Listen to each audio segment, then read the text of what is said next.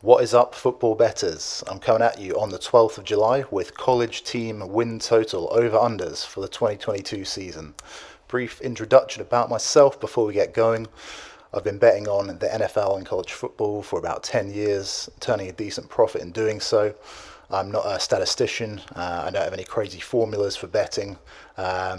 I just trust the experience and trust my experience in doing this for a while.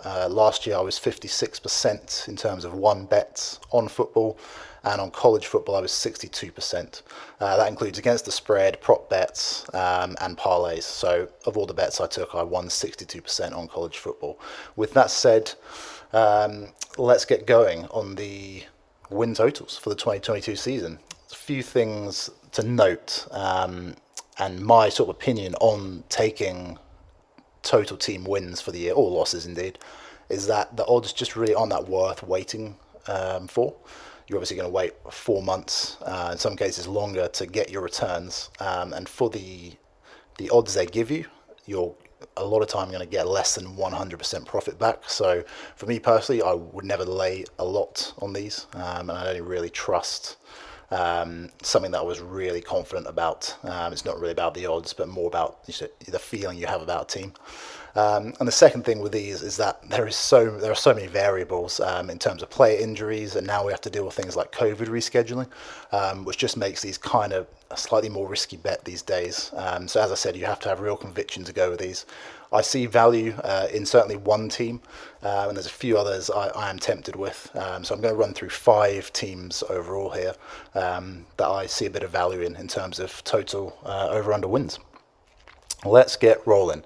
The Auburn Tigers are first up. So their total team wins for the year are set at 6.5. I should say this does not include bowl games or playoff games if they get there. There's just regular season games, 12 games for every team. So Auburn set 6.5. They need to win 7 games to cover this. Let's just roll through their schedule quickly here. We've got the Mercer Bears at home to start the year. Then home games against San Jose State, Penn State, Mizzou, LSU. Then we're on the road to Georgia, on the road to Ole Miss, bye week. Host Arkansas, at Mississippi State, host Texas A&M, host the WKU Hilltoppers, and then at Bama to finish off with the Iron Bowl. Now, the reason I like the over 6.5 here is because there are 3 gimme games on this schedule. So you can chalk up 3 wins already. Mercer Bears, San Jose State, and then the WKU Hilltoppers. I don't think I've ever heard of them before. So yeah, those are 3 quite easy wins there. The SEC generally like to pad out their schedule with some easy games, especially in November. It's just classic SEC play. Anyway, once they've got to those 3 wins, you're really just hoping and trusting they're going to get 4 more wins out of those remaining 9 games, which is pretty doable, considering they host LSU, they host Penn State, so those are 2 what you consider tough games, as well as Texas A&M, and they all get them at home. Now, I just think Auburn is not the easiest place to go for opposition teams, and I trust them to get 4 more wins on that schedule. Should mention Auburn have had a few high-profile transfers this year, but I'm really just basing this on strength of schedule and what I think Auburn can do in terms of wins. It's a team game, so the fact that Bo Nix isn't there, that doesn't really worry me. It's more just about looking for that value in the schedule, and I think it does provide it. So my next team that I'm quite high on, and this is really just because they're a team that I've managed to bet on quite well on in the past. And we all have our teams that we like. It's going to be the Illinois Fighting Illini. Now their season total wins are set at just 4.5. The overs minus 120 and the unders minus 110. So the Illinois are just a team I've personally been able to trust to cover a lot of spreads in the past. Brett Bielema is a coach who's going to get any team to play. Illinois always have an upset in them somewhere along the line in Big Ten play. So I think they're pretty good value here. And schedule-wise, they have a ridiculous 8 out of 12 games at home. So we just run through the schedule quickly. They've got Wyoming, then at Indiana, Virginia. Early bye week for them in September. Then Chattanooga, at Wisconsin.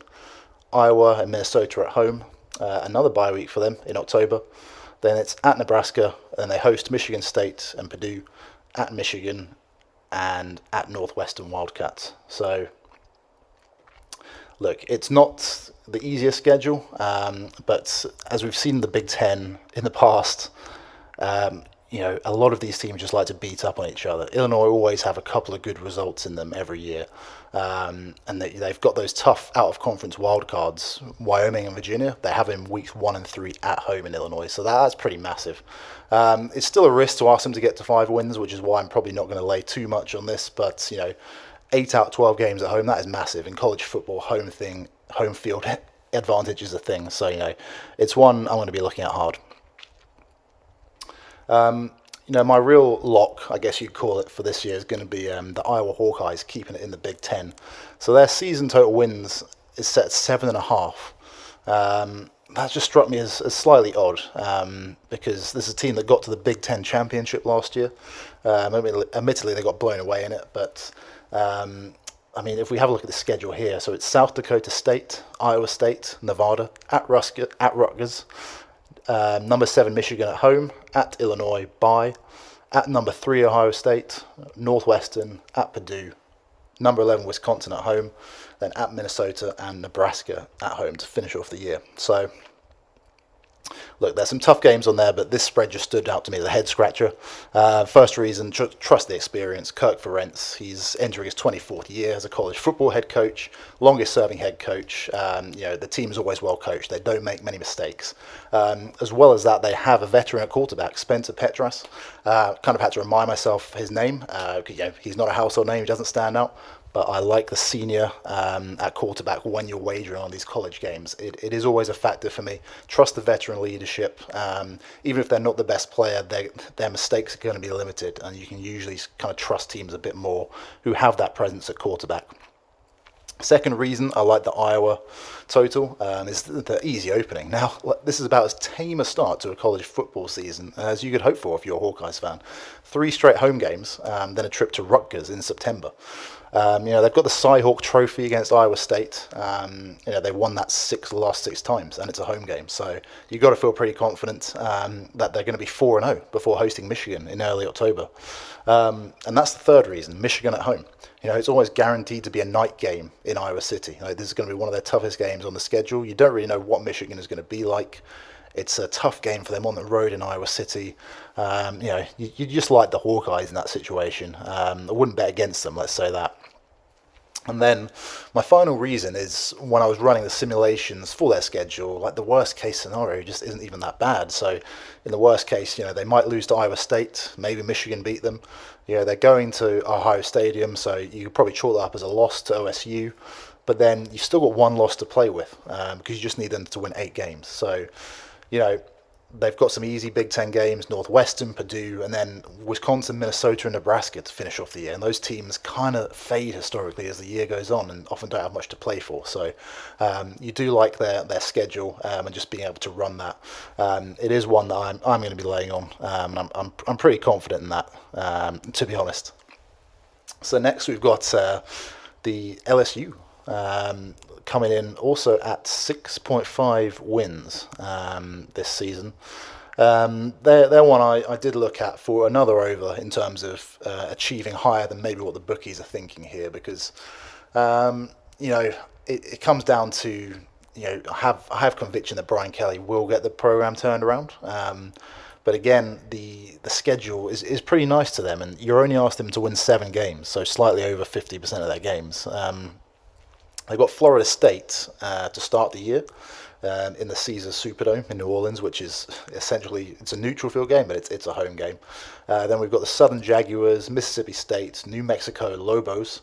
Again, classic, a bit of SEC scheduling going on there. At Auburn Tigers, hosting the Tennessee Vols, at the Gators, and then hosting Ole Miss before the bye week. Then you got Bama at home, at Arkansas, UAB at home, and then at Texas A&M. Look, some of these really tough games on the LSU schedule are all going to be home games. You'd say at the moment, looking at this, Alabama, Ole Miss, and Tennessee are probably going to be their most challenging games. All home games there in Tiger Stadium. A lot of them may well be night games. Similar thing with Iowa. You can't really bet against LSU, maybe pulling off some upsets there. So if you factor in those three kind of gimme games against teams like New Mexico Lobos, you're really, again, looking for LSU to win only four more games. And with those big games at home, I do like that. It's a gamble that I'd be quite comfy in taking, to be honest. I wouldn't really have too many reservations about laying that over there on the 6.5 wins. Um, so we've got one more to look at here. But one more team, and it's going to be. I'm actually going to recommend going under on this one. It's not something I like to do too much. I try to be a bit more positive when looking at these things. Just approach it from like a more positive frame of mind. To me, it's a bit more gratifying. But I think they've got Nebraska a little bit wrong here. The bookies. They've set the season win totals at 7.5.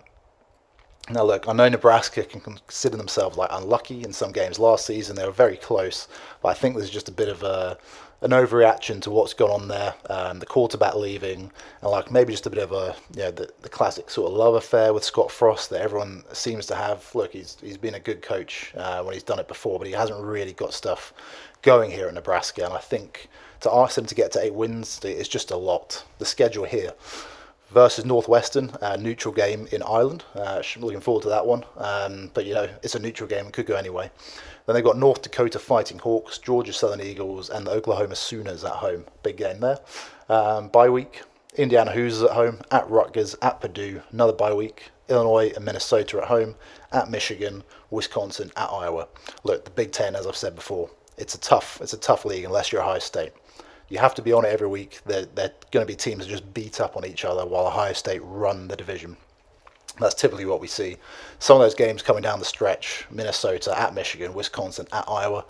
I just really can't trust Nebraska to get to 8 wins. I'd love for it to work for Scott Frost and for all that to come together, but yeah, I would not be comfy placing money on that. I'd be pretty comfy going under. With that, I just think it's one that the bookies have got wrong. So that's gonna wrap up the on a slightly negative note. To be honest, that's gonna wrap up the win totals. Let me know what you think. Subscribe if you like it. If you think I've got anything absurdly wrong, let me know. Just kind of looking forward to the season kicking off now, and where I can do more of these updates weekly. Have a look at the picks, spreads. Yeah, it's going to be a lot of fun. So look. Only a month or so of the off season left, and yeah, take care and go well.